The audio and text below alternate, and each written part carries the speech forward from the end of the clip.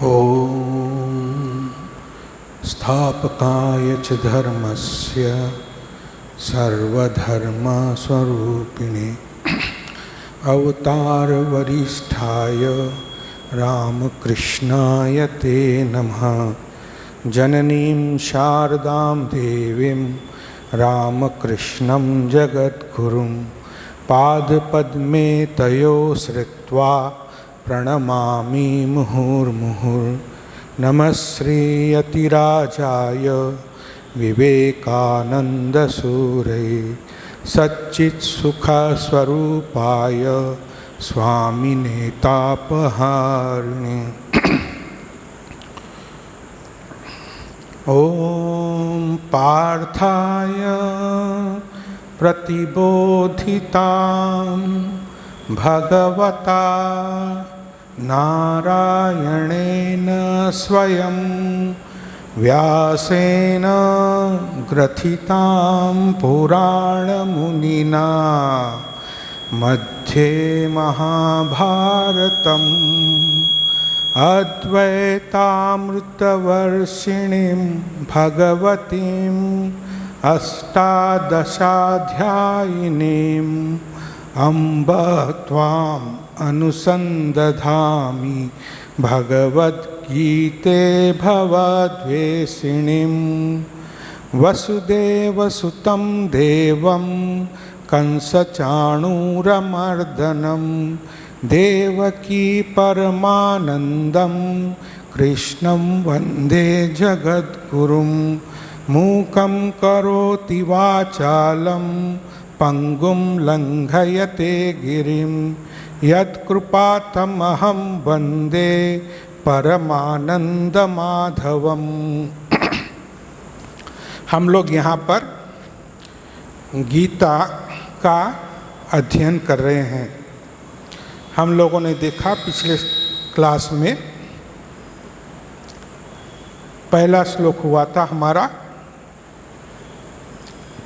धृतराष्ट्र प्रश्न कर रहे हैं संजय से, तो धर्म क्षेत्रे कुरुक्षेत्रे, तो यहाँ पर तो युद्ध चल रहा है कुरुक्षेत्र में युद्ध चल रहा है और उसे कहते हैं धर्म क्षेत्र।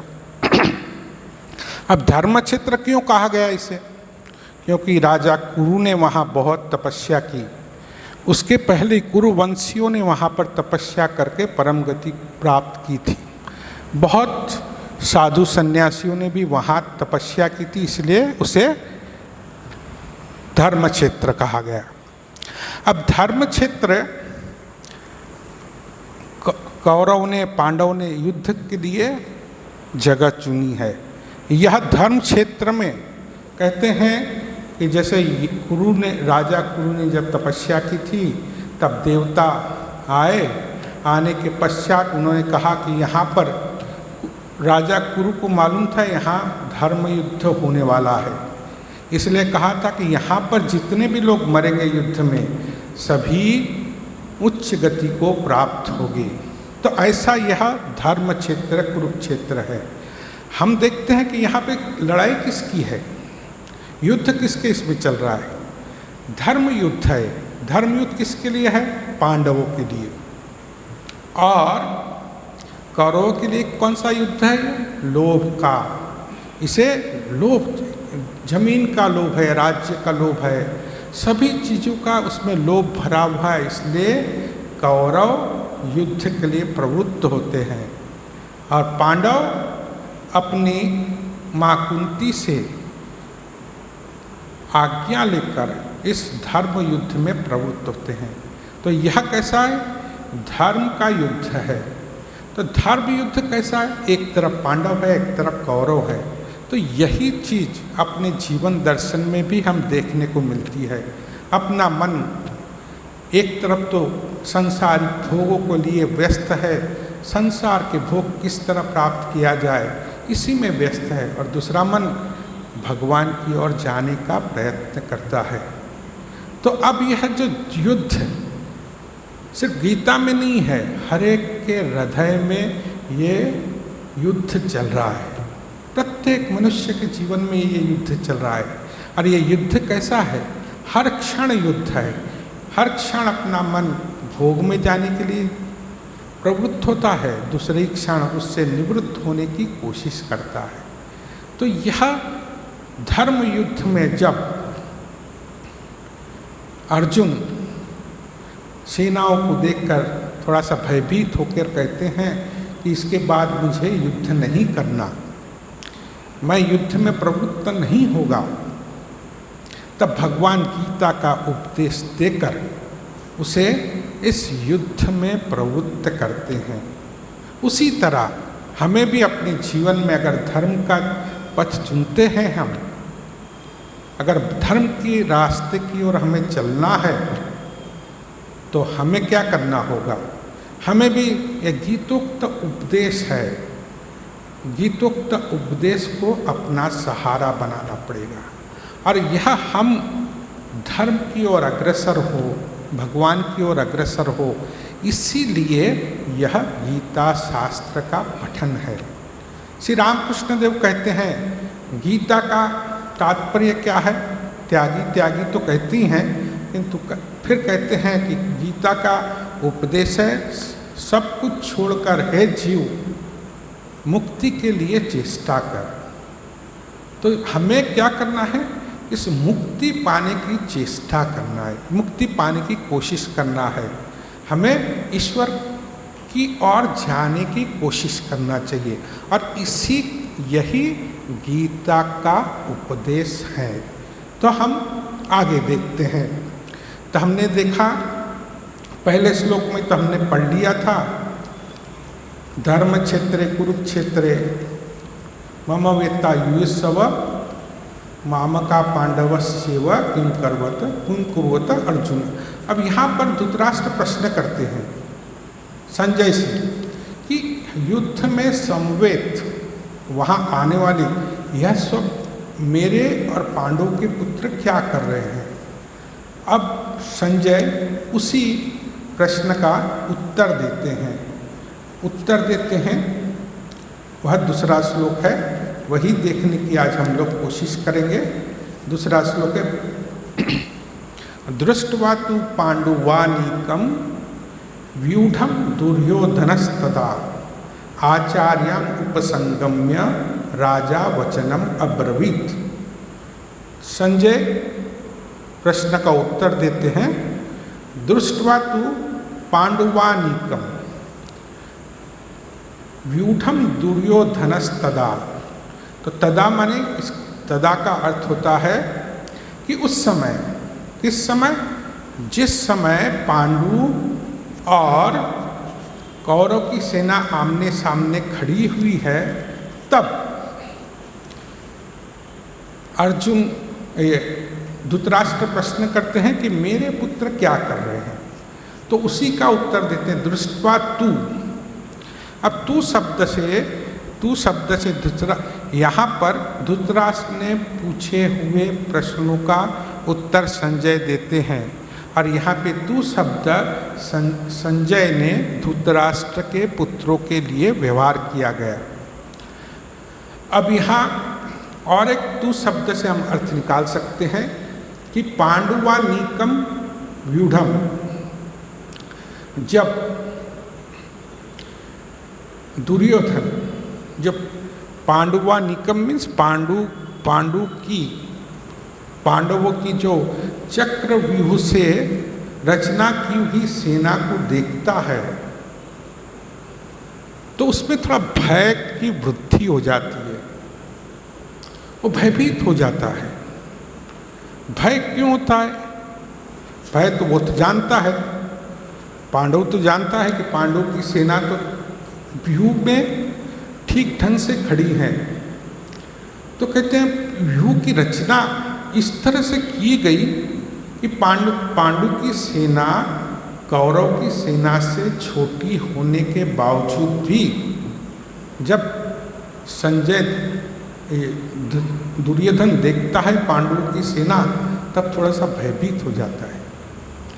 और एक यहाँ पर कहने की बात है कि जैसे दुर्योधन, आगे कहते आचार्याम उपसंगम्य, माने दुर्योधन पहले सेना देखता है, सेना देखने के पश्चात वह आचार्य के पास आता है। अब धर्म के हिसाब से देखा जाए तो पहले आचार्य के पास जाकर उनकी आज्ञा पाकर सेना का दर्शन करना चाहिए। अब यह जो सेना का दर्शन तो अपने मन मौज के हिसाब से दुर्योधन चला जाता है सेना का दर्शन करने के लिए। अब आने के पश्चात वह आचार्य द्रोण के पास आकर वचन कहता है। अब पांडव की सेना देखकर यह विचलित हो जाता है। अब पांडव की सेना का जो व्यू रचना की थी वह कैसी थी? जैसे युधिष्ठिर ने अर्जुन से कहा कि देखो बृहस्पति जी ने कहा है कि जब अपनी सेना छोटी हो और दुश्मन की सेना बड़ी हो तब अपनी सेना को कैसे रखो? चारों ओर फैला दो। और चारों ओर फैलाने से क्या होगा कि एक एक जो सैनिक कई लोगों से युद्ध कर सकता है। इस तरह तुम अपनी सेना को फैला दो। अब अर्जुन ने भी अपनी सेना को उसी तरह फैलाकर वज्र व्यूह में अपनी सेना को खड़ी कर दिया। अब दुर्योधन जाता है, देखता है, देखने के पश्चात देखता है कि इतनी अगर सेना का अगर देखा जाए तो यहाँ पर कितनी सेना थी? पांडवों के पास 7 अक्षौहिणी सेना थी और कौरव के पास 11 अक्षौहिणी सेना थी। तो इतनी सेना होने की एक अक्षौहिणी में कहते हैं ना, एक अक्षौहिणी में करीब एक अक्षौहिणी में कितना? जैसे एक अक्षौहिणी सेना में 21,870 रथ, 21,870 हाथी, 65,000 घोड़े और 1,06,000 सैनिक आते हैं। तो करीब अगर हम सेना को देखा जाए तो एक अक्षौहिणी सेना में करीब 2 लाख से ऊपर सैनिक थे। तो ऐसी कितनी सेना थी? कितनी थी? पांडवों के पास 7 और कौरवों के पास 11। इतने लोग कुरुक्षेत्र में जमा हुए। अब जब दुर्योधन देखता है कि इतनी अपने से छोटी होने के बावजूद भी यह सेना तो बहुत बड़ी लग रही है, तब उसमें एक भय उत्पन्न होता है। और एक बात है, जैसे पांडवों की सेना में किंतु सभी जितने सैनिक थे, योद्धा थे, सेना कैसी थी? एक मत थी माने उसमें विचारों में कहीं मतभेद नहीं था। अब जो कौरव की सेना में जाए तो भीष्म की युद्ध करने की इच्छा नहीं है, द्रोण की इच्छा नहीं है। ऐसे कितने ही महात्मा पुरुष थे कौरव की सेना में, वह नहीं चाहते थे कि युद्ध हो। तो इसमें मतभेद था। जब पांडवों की सेना में जब जाते हैं तो कोई मतभेद नहीं, क्योंकि सभी जानते हैं यह धर्म युद्ध है, धर्म के लिए हमने लड़ना है। और उनके पक्ष में कौन है? भगवान कृष्ण भी उनके पक्ष में है। एक मत सभी में था। अब जब एक मत सेना में रहे तो उसमें उत्साह, बल सब दिखाई पड़ता है। यह सब देखता है दुर्योधन। तो दुर्योधन में क्या होता है? इसी के वजह से भय का संचार हो जाता है कि कैसे देखकर। अब जब भय का संचार होता है तो फिर आता है दृष्ट्वा तु पांडवानीकम व्यूढ़म दुर्योधनस्तदा आचार्याम उपसंगम्य राजा वचनम अब्रवीत। अब यह जो दुर्योधन है, कौरव की सेना का सेनापति तो भीष्म थे। अब सेनापति भीष्म थे तो भीष्म के पास तो जाना चाहिए था। वह क्यों आचार्य के पास, द्रोण के पास आता है? तो कहते इसमें आचार्य द्रोण के पास आने में दुर्योधन अपना स्वार्थ की सिद्धि करना चाहता है। दुर्योधन तो कुटिल है, राजनीतिक है। वह जानता है कि किससे कैसा काम निकाला जाए, किस तरह से हम युद्ध में प्रवृत्त हो। हम देखते हैं, और यहाँ पर संजय कहता है राजा वचनम अब्रवीत, तो यहाँ पर दुर्योधन को क्या कह दिया? राजा। राजा तो था ही, वो युवराज था। धृतराष्ट्र तो नाम मात्र के अपने राजा थे, जो कुछ था सब तो दुर्योधन ही किया, और इस युद्ध का कारण भी दुर्योधन ही था। तो यहाँ संजय क्या कहते? राजा वचनम अब्रवीत। अब राजा होने के पश्चात, अब राजा तो सेना आचार्य को अपने पास बुला ही सकता था कि तुम मेरे पास आ जाओ, मुझे तुमसे बात करनी है युद्ध में। किंतु दुर्योधन क्या करता है? उनके पास जाता है, द्रोणाचार्य के पास। अब द्रोणाचार्य के पास जाने का क्या कारण है? द्रोणाचार्य के पास जाकर वह क्या करता? अपनी स्वार्थ सिद्धि के लिए द्रोणाचार्य के पास जाता है। वह जानता है कि द्रोणाचार्य के मन में अगर पांडवों के प्रति द्वेष उत्पन्न किया जाए तो युद्ध में अपनी जीत निश्चयी है। अब उनके पास जाने का दूसरा कारण ऐसा भी है कि द्रोणाचार्य तो गुरु है। शस्त्र विद्या कौरवों ने, पांडवों ने, सभी ने किससे सीखी है? द्रोणाचार्य से सीखी है। अब द्रोणाचार्य तो गुरु है, आचार्य है, और उसके पास जाना यह क्या है? राजनीतिक कूटनीति है।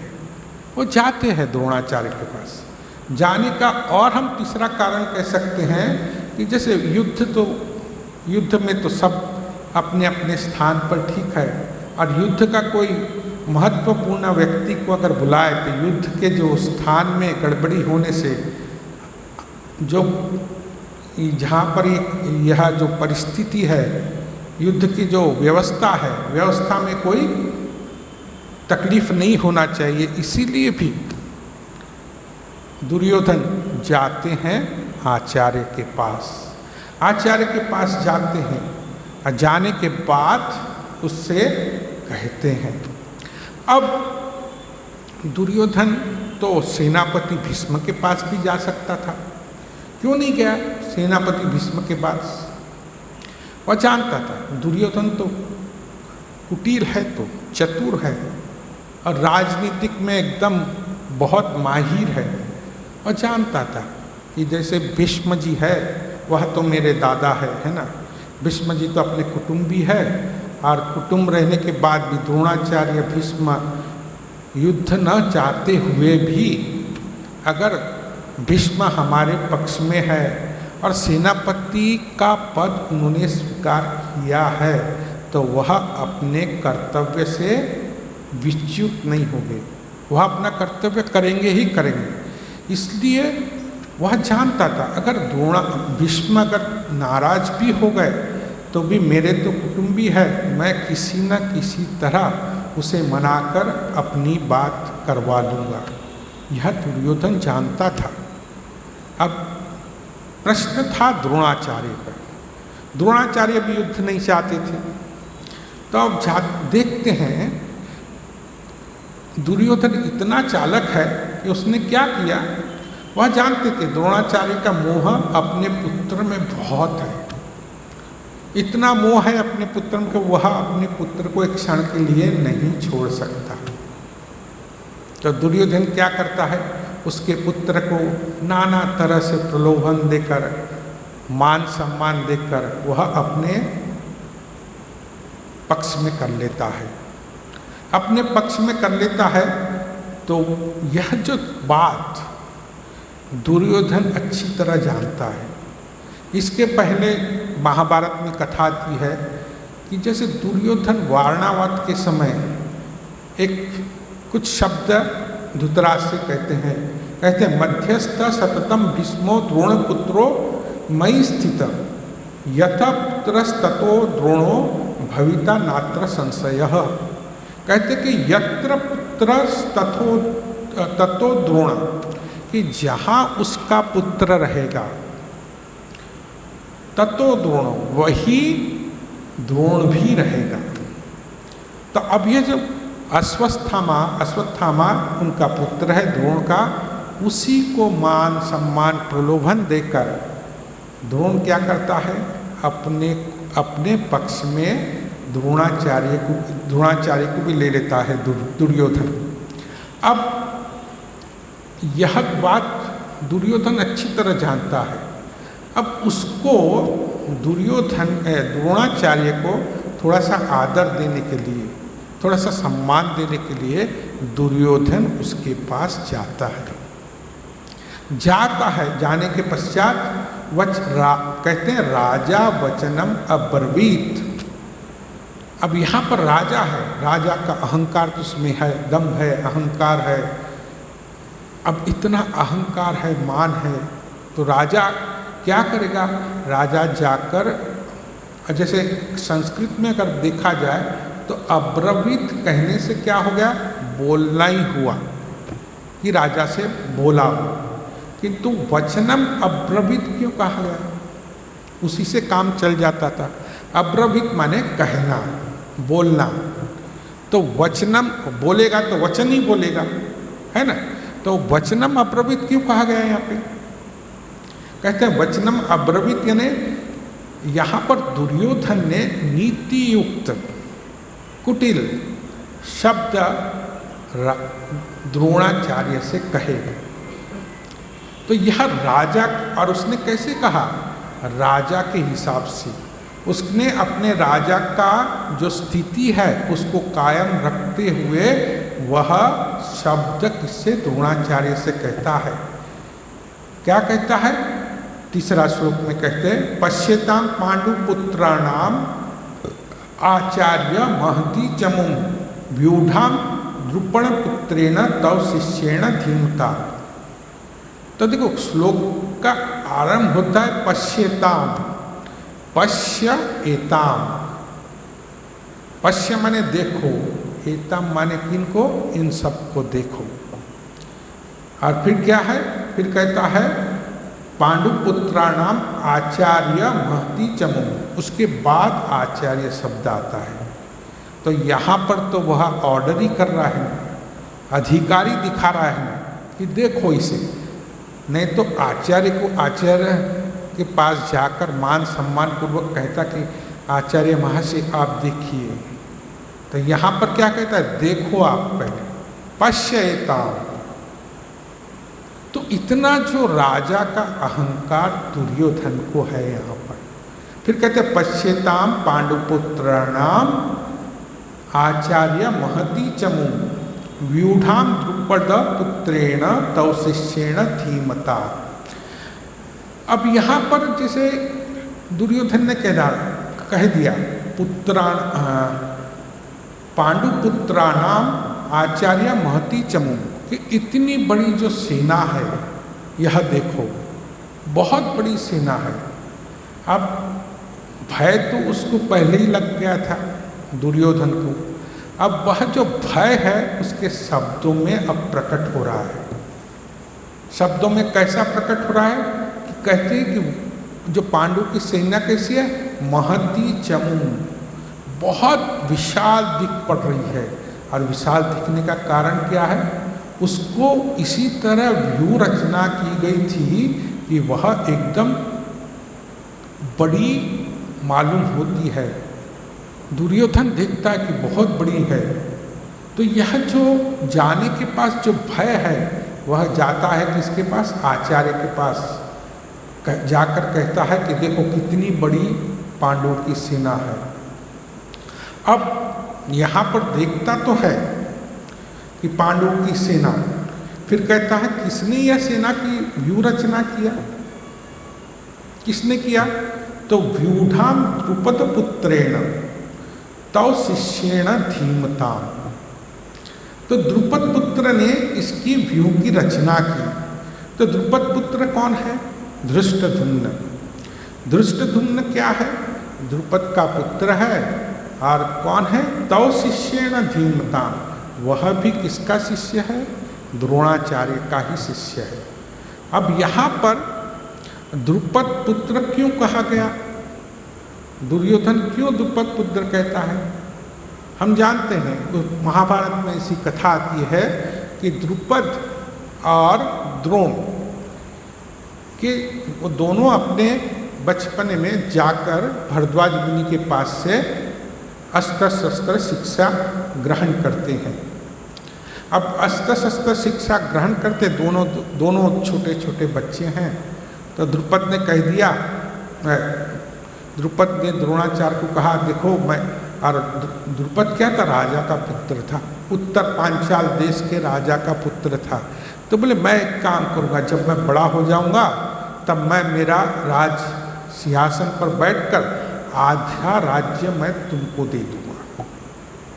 ऐसा बचपन में ऐसी बात हुई। अब ये बड़े होते हैं, अलग अलग जाते हैं। द्रुपद अपने पिता की मृत्यु के बाद राजा होकर बैठ जाते हैं राज सिंहासन पर, और द्रुपद आचार्य होकर अस्त्र शस्त्र शिक्षा दे रहे। अब देने के पश्चात क्या होता है, धीरे धीरे देते देते अब देखते हैं कि द्रोणाचार्य के पास विद्या तो है किंतु धन नहीं है, लक्ष्मी नहीं है, बहुत अभाव है घर में। और घर में इतना अभाव है, किस तरह से अपना जीवन व्यतीत किया जाए। तो देखते हैं धृष्टद्युम्न की किसका, धृष्टद्युम्न तो द्रुपद का पुत्र है। अश्वत्थामा जब छोटा था उनका पुत्र है, तब उनको घर में दूध नहीं है, तब उनकी पत्नी आटे में जल में आटा मिलाकर सफ़ेद कर वह अश्वत्थामा को देती है। यह द्रोणाचार्य देखता है, उससे रहा नहीं जाता कि हमारे घर में दूध पीने के भी पैसे नहीं हैं। तब उसकी पत्नी उससे रिक्वेस्ट करती है कि आपका तो मित्र है द्रुपद, उसके पास जाकर आप उससे कुछ धन की याचना करें। अब यह भी जाता है, द्रोणाचार्य जाता है, उसे बचपन की बात याद दिलाता है कि तुमने तो कहा था कि मैं आचार्य बनने के बाद आपको आधा राज्य दे दूंगा। अब आधा राज्य दे दूंगा तो द्रुपद कहता है, अरे वो तो बचपन की बात है, कैसी बात करें, अभी कैसे होगा, ऐसा तो बचपन की बात है, बचपन की बातों में खेल खेल में कह दिया, अभी मैं कुछ नहीं कर सकता। हाँ, तुम दूध की व्यवस्था करने के लिए बोले तो मैं कर सकता हूँ, किंतु आधा राज्य की बात मत करो। वहाँ से वो अपमानित होकर घर आता है द्रोणाचार्य। अब द्रोणाचार्य अपमानित हो जाता है कि अरे इसने तो मुझे अपमानित कर दिया। तब वह क्या करता है द्रोणाचार्य, तब उसको बदला लेने की इच्छा होती है। तब वो कौरव पांडव को शिक्षा देने के पश्चात जब कौरवों ने उसको गुरु दक्षिणा की बात आती है तो कहता है कि तुम मुझे द्रुपद का राज्य दिला दो। गुरु दक्षिणा में द्रुपद का राज्य मांगते हैं द्रोणाचार्य। अब फिर क्या युद्ध होता है। अब युद्ध होते होते क्या होता है कि पांडव तो द्रुपद का राज्य जीत कर अपने गुरु के चरणों में रख देते हैं। सब पूरा राज्य रख दिया। रखने के बाद द्रुपद को पकड़ के लाते हैं, द्रोणाचार्य के सामने प्रस्तुत करते हैं। प्रस्तुत करने के पश्चात कहते हैं कि अब बोलो। तो द्रोणाचार्य तो थोड़ा सा विशाल हृदय थे, तो उन्होंने क्या किया, उन्होंने आधा राज्य रखा, आधा द्रुपद को दे दिया। अब यहाँ पर द्रुपद को दे दिया तो द्रुपद तो आधा राज्य लेके चले गए, किंतु उनके मन में फिर वापस वैर भाव जाग गया। अरे मेरा आधा राज्य इसने ले लिया। तो फिर द्रुपद क्या करते हैं, सब जगह घूमते घूमते, जैसे याग यज्ञ करने वाले ब्राह्मण लोग रहते हैं, तो ब्राह्मण लोग याग यज्ञ करने वाले रहते हैं। तो याग यज्ञ करते करते उन्होंने ऐसी प्रतिज्ञा लिया कि मैं ऐसे पुत्र प्राप्त करूंगा यज्ञ के द्वारा जो द्रोणाचार्य का वध कर दे, द्रोणाचार्य को मार दे। अब ऐसा यज्ञ कैसा होगा। तो घूमते घूमते देखते हैं गंगा के किनारे जाते हैं और एक दो ब्राह्मण मिलते हैं, याज पियाज। उनकी बहुत सेवा करने के पश्चात उनके संतुष्ट करते हैं। संतुष्ट करने के पश्चात उन्हें यज्ञ करने के लिए राजी करते हैं। तब यज्ञ होता है। तो यज्ञ में से